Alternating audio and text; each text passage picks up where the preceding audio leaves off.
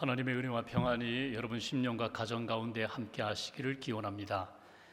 톨스토이의 단편 소설 코르네이 바실리예프라는 작품이 있습니다. 주인공 코르네이 바실리예프는 50대의 사업가입니다. 아내가 병으로 죽자 젊은 마르파라는 여인과 재혼하여 두 자녀를 두었습니다. 어느 날 멀리 모스크바에 출장을 갔다가 오랜만에 집에 돌아오는데 기차역에서 내려 마차를 타고 집에 오는 중에 이상한 이야기를 하나 듣게 됩니다. 마부가 이 주인공에게 이런 이야기를 합니다. 요즘 동네에 이상한 소문이 돕니다. 그 소문은 당신의 아내가 당신 집에서 일하는 머슴과 바람이 났다는 것입니다. 사실은 소문이었습니다. 그런데 이 소문을 듣고 주인공이 집에 오자마자 아내를 다그칩니다. 사실대로 말하라고. 정말 정분난 것이냐고. 아내는 아니라고. 자기를 의심하는 남편에 대하여 섭섭합니다. 화가 납니다. 그래서 소리를 지릅니다. 소리를 지르는 아내를 향하여 남편이 때립니다. 크게 다쳤습니다. 아내가 우는 상황에 잠들어 있던 어린 딸, 2살 된 딸이 깨어납니다. 그리고 엄마를 붙잡고 또 웁니다. 그 우는 딸을 주인공이 밀치다시피 던지게 됩니다. 그래서 딸이 팔이 부러지게 됩니다. 팔이 부러지는 딸을 바라보면서 엄마가 절규를 합니다. 분노합니다. 그러자 남편이 집을 나가버립니다. 집을 나가서 돌아오지를 않습니다. 그렇게 시간은 흘러갑니다. 17년의 시간이 지난 후에 남편이 다시금 집으로 돌아옵니다. 이제는 나이도 많습니다. 병들었습니다. 사업에 실패해서 가진 것도 다 잃어버렸습니다. 집에 돌아오는 이유는 가족을 보고 싶은 것입니다. 내가 죽기 전에 이제 얼마 남지 않은 이 시간에 가족을 보고 싶다. 아내도 보고 싶고 자녀들을 보고 싶다. 마을에 도착했는데 그 마을 입구에 한 젊은 여인이 아주 초라한 노인, 추위에 떨고 있는 그 노인을 맞이하게 됩니다. 집에 들어가서 따뜻한 차 한 잔 드시라고, 그리고 오늘 머물 곳이 없으면 우리 집에서 머무시라고. 그 젊은 여인이 이 주인공 늙은 노인을 집으로 안내합니다. 그리고 따뜻한 차를 대접합니다. 난로 곁에서 따뜻한 차를 마시면서 그 젊은 여인을 보는데 팔이 구부러졌습니다. 묻습니다. 당신 팔이 왜 구부러졌느냐고. 그 젊은 여인이 이야기합니다. 어릴 적 내가 2살 때 나의 아버지가 나를 내던져서 그때 팔이 부러졌고 그때 팔이 이렇게 구부러졌다고. 순간 그 여인이 자기 딸이라는 것을 알아챕니다. 그리고 주인공이 그 여인에게 묻습니다. 아버지를 무척 원망하셨겠군요. 아버지를 무척 원망하셨겠군요. 그러자 여인이 이야기합니다. 천만에요. 나의 아버지신데요. 원망은 무슨 원망입니까? 원망하지 않았습니다. 그 이야기를 들으면서 소리 없이 흐느껴 이 주인공이 눈물을 흘립니다. 다음 날 아침이 되자 집으로 찾아갑니다. 그런데 노인이 찾아왔는데, 나그네가 찾아왔는데 그 아내가 알아보면서도 받아들이지를 않습니다. 용서하지를 않습니다. 그래서 그 집안에 들어가지도 못하고 쫓겨납니다. 그래서 다시금 어제 머물렀던 자기 딸, 아버지도 모르고 있는 그 딸 집으로 다시금 돌아갑니다. 그 여인 집에서 그날 밤 세상을 떠나게 됩니다. 죽기 전에 이 노인이, 주인공이 자기 딸에게 이런 이야기를 합니다. 만일 친정 어머니께 가거든 어제 저녁 그 늙은이가 용서받으러 왔었다고 꼭 전해주십시오. 그리고 세상을 떠납니다. 자기 남편을 받아주지 못하고 용서하지 못하고 내친 그 아내가 힘든 시간, 밤새도록 힘든 시간을 보냅니다. 그리고 날이 밝자 자기 남편을 찾아 나섭니다. 마을 어딘가에 있을 거라고 자기 남편을 찾아 나섰는데 마을 입구 자기 딸 집 앞에 사람들이 모여 웅성거립니다. 가서 보니까 나그네가 죽었다는 것입니다. 자기 남편이 세상을 떠난 것입니다. 그 작품의 마지막 문장은 이렇습니다. 이제 와서는 용서할 수도 용서받을 수도 없다. 그 소설이 우리에게 여러 가지를 생각해 해줍니다. 용서받지 못하고 또 용서할 수 없는 시간이 누구에게나 다 오고 있다는 것입니다. 그 시간이 오기 전에 용서해라. 그 시간이 오기 전에 용서받으라. 용서하지 못하고 또 화해하지 못하고 끝난 인생만큼 불행한 인생은 없다는 것을 그 소설을 통하여 우리에게 알려주고 있습니다. 여러분 어떻습니까? 여러분은 용서와 화해의 삶을 살고 있습니까? 여러분은 어떻게 용서와 화해의 삶을 살아가고 계십니까? 오늘 성경에는 두 사람, 야곱과 에서가 만나 화해하는 장면입니다. 아주 극적인 장면입니다. 오늘 이 두 사람이 용서하고 화해하는 모습을 통하여 우리에게 주시는 메시지가 무엇일까? 말씀의 배경은 이렇습니다. 20년 만에 고향으로 돌아가는 야곱, 걱정이 있습니다. 두려움이 있습니다. 형이 죽일까 봐. 형이 400명의 장정을 이끌고 온다는 소식도 들립니다. 그래서 야곱이 어떻게 합니까? 자기의 가족들 다 강을 건너게 합니다. 소유도 건너게 합니다. 그리고 홀로 그 밤에 하나님 앞에 매달립니다. 살려주십시오, 하나님.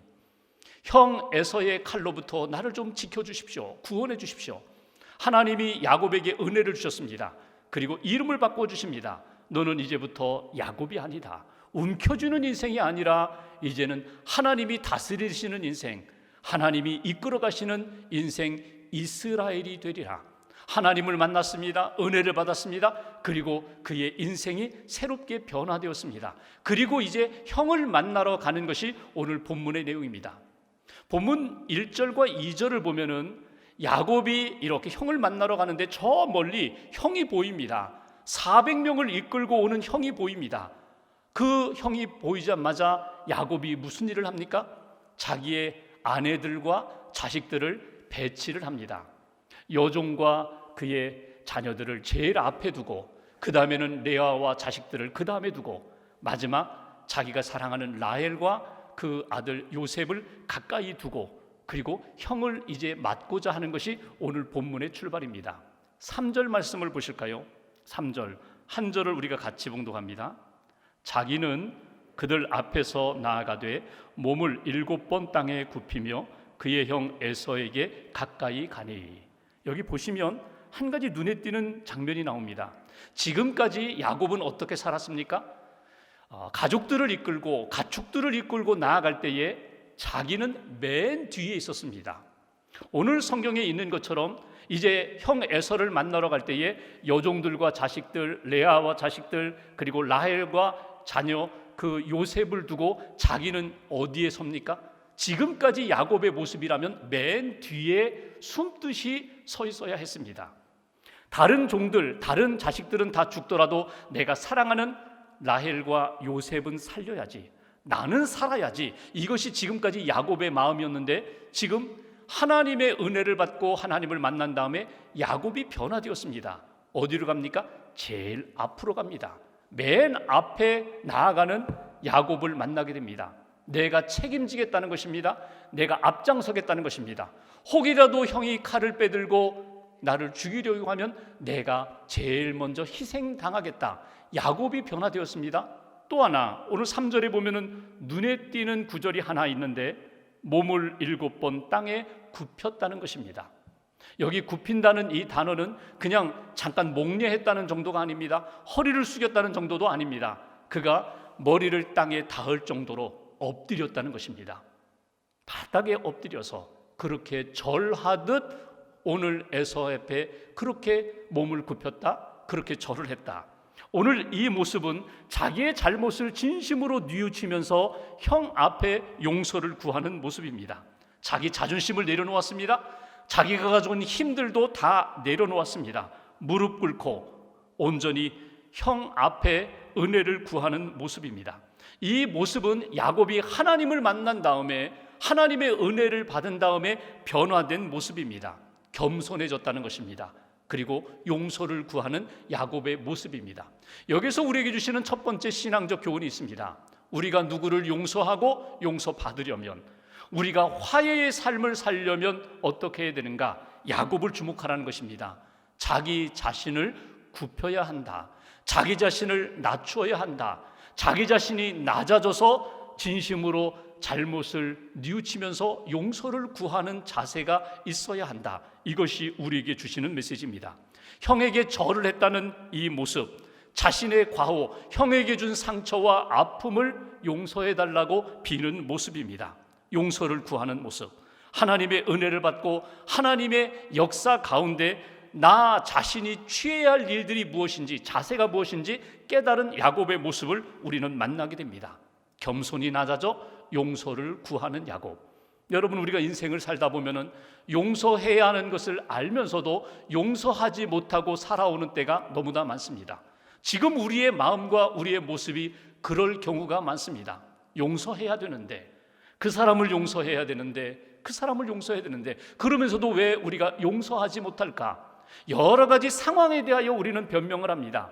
그때 어쩔 수 없었다고, 지금도 어쩔 수 없다고, 용서하기가 어렵다고, 용서받기가 어렵다고, 내가 용서를 구하기 위하여 나 자신이 낮아지고 엎드리기가 어렵다고, 여러 가지 상황에 대하여 우리는 변명을 늘어놓습니다. 그런가 하면 나도 물론 잘못했지만 그 사람도 잘못했다고, 어쩌면 나보다도 그 사람이 더 크게 잘못했다고, 용서를 구한다면 내가 먼저 구할 것이 아니라 그 사람이 먼저 나에게 용서를 구해야 한다고, 그렇게 우리는 변명하기도 합니다. 또 하나, 시간이 지나면 해결될 거야, 서로에게 상처를 주고받았으니 시간이 지나면 상처가 아물 것이라는 그런 막연한 기대로 용서를 회피할 때가 우리는 많이 있습니다. 근데 오늘 야곱과 요셉의 모습을 보십시오. 20년의 시간이 흘렀습니다. 세월이 흘러가면은 상처가 아물고 그 과거의 아픈 기억들이 사라질 것 같은데 20년이 지나도 전혀 사라지지 않는 두 사람의 모습을 만나게 됩니다. 상처를 준 사람이나 상처를 받은 사람이나 서로에게 그 기억은 더 생생하게 남아있다는 사실입니다. 우리의 삶 가운데 때로는 용서해야 되는데, 용서받아야 되는데, 그 문제에 대하여 마음 한 구석, 가장 깊은 곳에, 낮은 곳에 이렇게 묻어두고 살 때가 많이 있습니다. 그런데 어떤 상황이 되면, 위기가 되면 그 상처가 다시금 꿈틀거리면서 일어나 구정물처럼 우리의 삶을, 마음을 완전히 어지럽게 만드는, 어둡게 만드는 그런 경우를 우리는 종종 경험하게 됩니다. 여러분, 시간이 흐른다고 상처가 아물고 자연스럽게 용서받고 용서하게 되는가? 그것도 아니라는 사실입니다. 어쩌면 우리가 야곱과 요셉의 모습을 보면서 우리가 꼭 기억할 것, 누군가 먼저 엎드리는 자가 있어야 한다는 것입니다. 그 사람이 누군가? 은혜 받은 사람, 하나님을 만난 사람, 하나님의 은혜 가운데 변화되고 하나님의 능력의 손에 붙들림 받은 사람, 하나님이 내 심령 안에 오셔서 다스리는 사람, 성령님이 내 안에 가서 이끌어 가시는 그 사람이 먼저 엎드려서 용서를 구하는 믿음의 용기를 가져야 한다. 야곱을 통하여 우리가 놓치지 말아야 할 신앙적인 교훈입니다. 사람마다 마음속에, 생각 속에 가지고 있는 용서의 딜레마가 있고 용서의 컴플렉스가 있습니다. 용서의 딜레마라는 것은 무엇입니까? 누구나 다 용서받기를 원합니다. 그런데 용서하고 싶지는 않습니다. 용서는 받고 싶은데 용서하기 싫은 딜레마가 있고, 또 하나 용서 컴플렉스가 있습니다. 그것은 어려움을 만났을 때에 내가 용서를 구해야 되는구나, 또 내가 용서해야 되는구나, 이걸 알면서도 나는 안 합니다. 끝까지 안 합니다. 그리고 내 주위의 친구나 이웃들이 그런 문제가 만났을 때 나는 자신 있게 권면합니다. 당신이 용서하라고, 당신이 용서해야 된다고, 당신이 용서받아야 된다고 그 이웃에게 자신 있게 권면하면서 자기는 전혀 그 자리에 들어가지 않는 그런 컴플렉스가 우리에게 있다는 것입니다. 그런데 오늘 야곱을 보십시오. 그렇지 않습니다. 자기 자신이 먼저 용서하는 사람으로 나아가게 되었다는 것입니다. 여러분, 돌아보십시오. 주변의 사람들에게 우리가 종종 그런 이야기를 합니다. 당신이 지금 이렇게 힘든 것, 고통받고 있는 것, 마음이 어둡고 불안한 것 빨리 용서하고 해결하라고, 화해하라고 자신 있게 권면합니다. 당신은 착한 사람 아니냐고, 당신은 그리스도인 아니냐고, 당신은 하나님을 믿는 사람 아니냐고, 그러니 용서하라고. 우리가 다른 사람에게 기도하고 권면하는 그 내용을 나에게 적용하면 됩니다. 내가 먼저 하면 되겠구나. 내가 은혜를 받았기에, 내가 사랑을 받았기에, 내가 하나님을 믿기 때문에 내가 먼저 엎드리면 되겠구나. 이것이 오늘 야곱을 통하여 우리에게 주시는 신앙적 교훈입니다. 은혜 받은 자답게, 하나님을 만난 자답게, 하나님의 손에 붙들린 바 된 사람답게 내가 먼저 엎드리고 내가 먼저 낮아져서 용서를 구하는 하나님의 사람으로 다시금 거듭나시기를 주님의 이름으로 기원합니다. 두 번째 4절 말씀을 보십시오. 4절 한 절을 같이 봉독합니다. 에서가 달려와서 그를 맞이하여 안고 목을 어긋 맞추어 그와 입 맞추고 서로 우니라. 여기 보면 에서의 모습이 나타납니다. 계속 동사가 이어지는 것을 보게 됩니다. 달려왔다, 안았다, 입 맞추었다, 울었다. 여러분, 지금 에서의 모습입니다. 여러분, 에서가 지금 자기 동생 야곱을 만나러 가면서 가지고 있는 마음이 있습니다. 어떤 마음입니까? 400명의 장정을 데리고 가면서 이놈, 나를 속이고 나에게 상처를 주고 떠난 이놈, 내가 만나면 내 앞에 무릎을 꿇리리라. 내가 이놈 가만두지 않겠다. 환영하는 마음이 아니라 오히려 그 자기 동생을 넘어뜨리기 위하여, 복수하기 위하여 지금 마음을 굳게 잡고 가는 그런 에서입니다.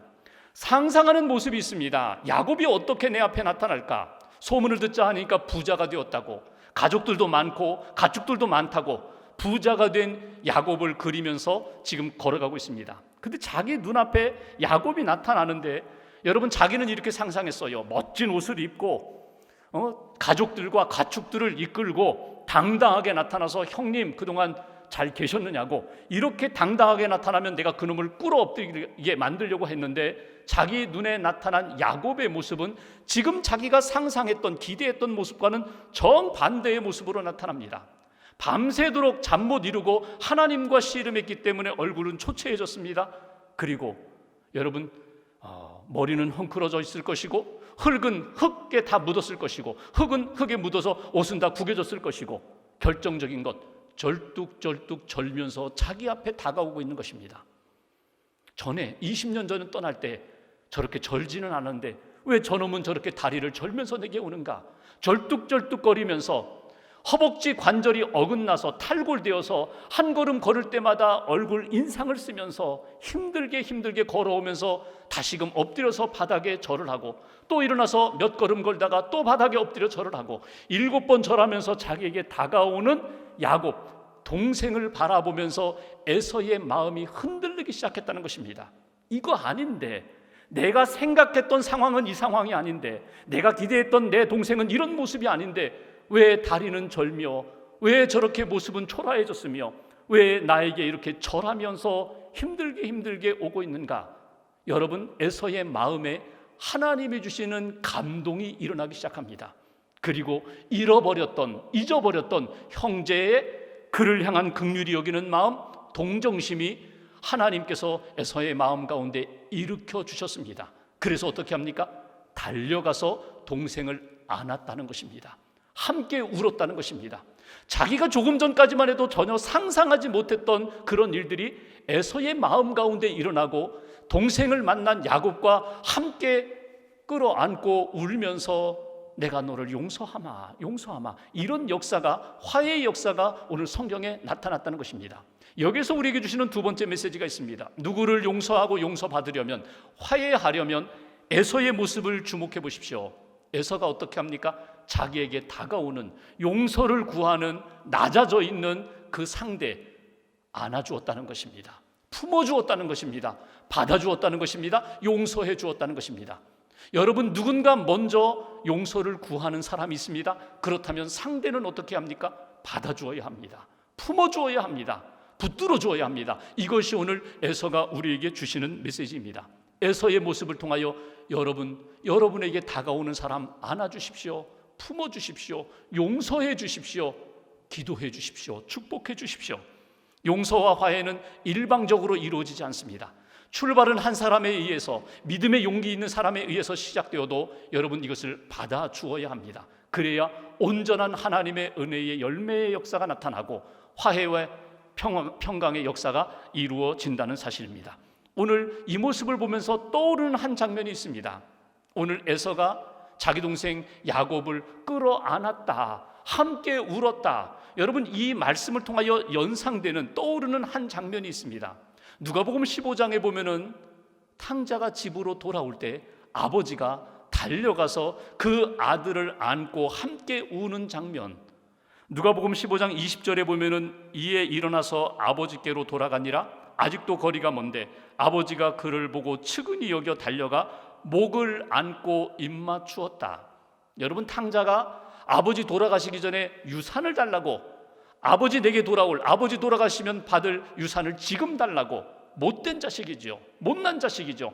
그 자식이 그것을 가지고 도시로 가서 허랑방탕하게 다 허비하고 거지가 되어 집에 돌아올 때 아버지는 기다렸다가 멀리 지금 눈에 보이는 그 아들을 향하여 달려가서 끌어안고 함께 울면서 이제는 됐다. 내가 너를 내 아들로 다시금 맞이한다.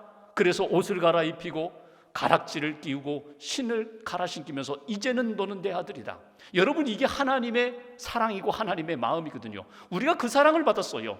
하나님께 돌아올 때마다 하나님이 나를 맞이해 주셨습니다. 안아 주셨습니다. 용서해 주셨습니다. 회복시켜 주셨습니다. 오늘 에서의 이 용서하는 마음, 안아주고 품어주고 받아준 이 마음은 곧 하나님 아버지의 마음이었다는 것입니다. 여러분, 이 마음을 어디에서부터 시작됐다고요? 하나님이 에서의 마음 가운데 감동을 주시고 은혜를 부어주셨기 때문에 에서가 그렇게 받아주고 용서하는 그런 믿음의 사람, 은혜의 사람이 되었다는 것입니다. 형제가 만나기 전에 하나님께서 야곱을 만져주시고 야곱을 변화시켜 주셨던 것처럼 오늘 동생을 만나면서 하나님이 에서의 마음 가운데 분노의 마음이 아니라 사랑의 마음으로, 용서의 마음으로, 안아주는 그 마음으로 하나님이 에서의 마음을 움직여 주셨습니다. 여러분, 오늘 우리가 기대하고 기도하는 것은 바로 이것입니다. 하나님, 내 마음 나도 조절하기가 어렵습니다. 내 마음 하나님의 마음으로 바꾸기가 어렵습니다. 내게 은혜를 주세요. 에서처럼 하나님 나를 감동시켜 주셔서 품을 수 있게 해주세요. 받아줄 수 있게 해주세요. 함께 울면서 새로운 믿음의 인생으로 나아갈 수 있도록 하나님 역사해달라고, 이것이 오늘 에서와 야곱의 용서와 화해를 통하여 우리에게 주시는 메시지입니다. 마지막 한 가지, 5절 이하를 보실까요? 오늘 두 사람이 만났어요. 만난 다음에 에서가 눈을 들어서 지금 야곱 곁에 있는 여인들과 자식들에 대해서 묻습니다. 이 사람들이 누구냐? 야곱이 이야기합니다. 하나님이 주의 종에게 은혜로 주신 자녀들입니다. 하나님이 주의 종에게, 나에게 은혜로 주신 자식들입니다. 차례로 에서에게 인사합니다. 내가 나에게 보내준 그 선물, 가축은 다 무엇이냐? 9절 말씀을 보면 내 주께 은혜를 입으려 합니다. 8절에 보시면 내 주께 내가 은혜를 입으려 합니다. 은혜 입고자 합니다. 그러면서 이거 받으세요. 이 선물 받으세요. 아니다, 나도 부유해, 나도 부자야, 다 내게 다시금 돌려가라고. 그리고 나서 10절 말씀 보십시오. 10절 한 절을 같이 봉독합니다. 야곱이 이르되 그렇지 아니하니이다. 내가 형님의 눈앞에서 은혜를 입었사오면 청하건대 내 손에서 이 예물을 받으소서. 내가 형님의 얼굴을 배운즉 하나님의 얼굴을 본 것 같사오며 형님도 나를 기뻐하심이니이다. 아멘. 여기 보시면 우리가 여기 은혜에 대한, 은혜라는 말씀이 계속 반복되어 나옵니다. 5절에 은혜로 주신 자녀들입니다. 자식입니다. 8절에 보면 내 주께 은혜를 입으려 합니다. 10절에 하나님, 여기 형님의 눈앞에서 은혜를 내가 입었사오면, 그리고 11절 앞부분에 보도 하나님이 내게 은혜를 베푸셨습니다. 지금 야곱의 생각과 마음 속에는 온통 은혜로만 가득 차 있습니다. 하나님의 은혜라는 거예요.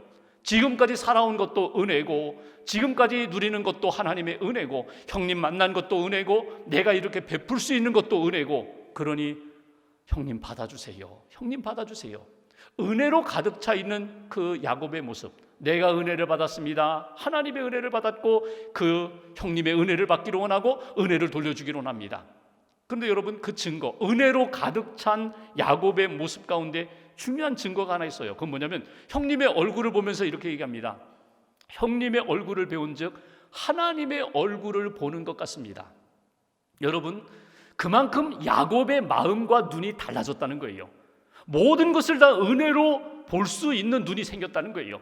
형님을 보는 순간 두려움으로 다가왔는데 하나님이 내 눈과 마음에 변화를 주셔서, 은혜를 주셔서 형님을 보는 순간 하나님의 얼굴을 보는 것 같습니다. 야곱의 마음과 눈이 달라졌어요. 에서의 마음과 눈도 달라졌어요. 분노와 미움의 마음으로 다가왔는데 하나님이 감동을 주시고 은혜를 주시니까 사랑하는 마음, 용서하는 마음을 주시니까 그의 얼굴도 천사의 얼굴, 하나님의 얼굴빛이 나타났다는 것입니다. 은혜로 가득한 야곱과 에서의 모습을 우리는 만나게 됩니다. 11절 말씀 보실까요? 11절 한 절을 같이 봉독합니다. 하나님이 내게 은혜를 베푸셨고 내 소유도 족하오니 청하건대 내가 형님께 드리는 예물을 받으소서 하고 그에게 강권함에 받으니라. 여기 보시면 10절과 11절에 반복되어 나오는 또 하나의 강조하는 것이 있습니다. 예물을 받으소서.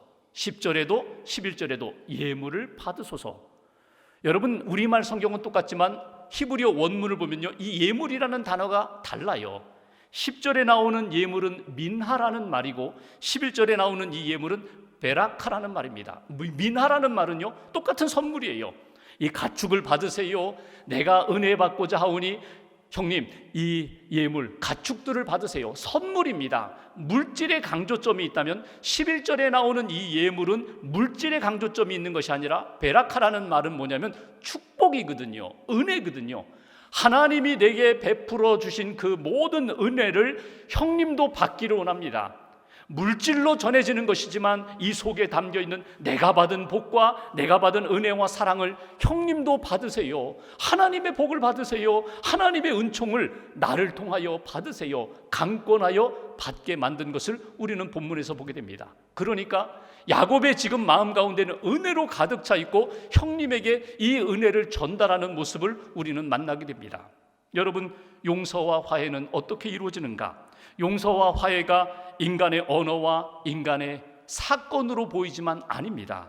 이것은 하나님의 사건이고 하나님의 언어입니다. 왜 이것이 가능할까? 어떻게 가능할까? 하나님의 은혜가 있었기 때문에 가능한 것입니다. 야곱의 마음 가운데 주신 은혜, 에서의 마음 가운데 주신 은혜, 그 은혜가 나타날 때에 얼마든지 용서하고 화해할 수 있는 회복의 역사가 나타나게 된다. 여기에 우리에게 주시는 세 번째 메시지가 있습니다. 누군가를 용서하고 용서받으려면, 화해하려면 여러분, 하나님의 은혜를 받아야 되고 그 은혜를 의지하여 내가 섬겨야 한다는 것입니다. 은혜로 섬기는 인생, 은혜로 섬기는 삶, 은혜로 출발합니다. 은혜로 진행합니다. 마지막 은혜로 마무리합니다. 이것이 야곱과 에서의 모습을 통하여 우리에게 주시는 메시지입니다. 용서한다는 것이 내 힘으로 가능합니까? 내 생각으로, 내 감정으로, 내 의지로 가능합니까? 일정 부분 가능한 것 같지만 온전한 화해를 이루기에는 부족합니다. 그래서 우리는 하나님의 은혜를 구합니다. 내게 은혜를 주세요. 은혜로 채워주세요. 그 은혜에 힘입어 제가 용서하겠습니다. 제가 엎드리겠습니다. 제가 안아주겠습니다. 제가 회복하시는 하나님의 은총으로 제가 일어서겠습니다. 이것이 오늘 우리에게 주시는 메시지입니다. 야곱처럼 여러분 먼저 엎드리세요. 에서처럼 내게 다가온 사람 안아주세요. 지금부터 시작하시면 돼요. 작은 것부터 내가 주님 용서하겠습니다. 내가 용서하겠습니다. 그리고 하나님이 이루시는 회복의 역사 가운데 제가 은혜를 받겠습니다. 폴 투르니에라는 스위스 정신과 의사가 자기가 만난 환자들에 대하여 치료 사례들만 모아놓은 그런 글이 있습니다. 거기에 보면 한 자매에 대한 이야기가 나와요. 빈혈증이에요. 아주 고치기 어려운 불치의 빈혈증을 앓고 있는 이 자매, 약물 치료를 합니다.